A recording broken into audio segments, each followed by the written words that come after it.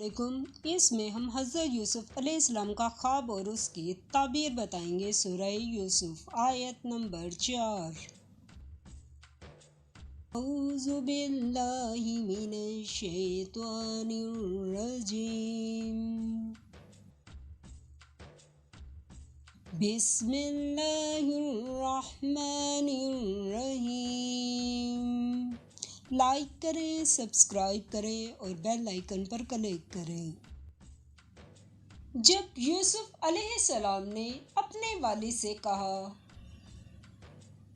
کہ ابا، میں نے خواب میں 11 ستاروں اور سورج اور چاند کو دیکھتا کیا ہوں کہ وہ مجھے سجدہ کر رہے ہیں۔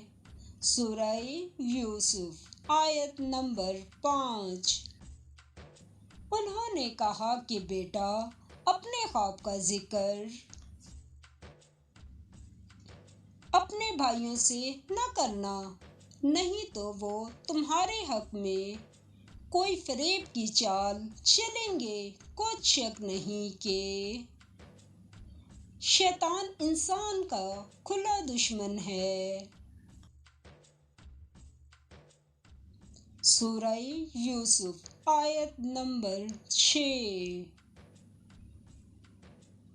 اور اسی طرح خدا تمہیں برگزیدہ ممتاز کرے گا اور خواب کی باتوں کی تعبیر کا علم سکھائے گا، اور جس طرح اس نے اپنی نعمت پہلے تمہارے دادا پردادا ابراہیم علیہ السلام اور اسحاق علیہ السلام پر پوری کی تھی، اسی طرح تم پر اور اولاد یعقوب پر پوری کرے گا۔ بے شک تمہارا پروردگار سب کچھ جاننے والا اور حکمت والا ہے۔ سورہ یوسف آیت نمبر 7۔ مزید معلومات کے لیے میرے چینل کو سبسکرائب کریں۔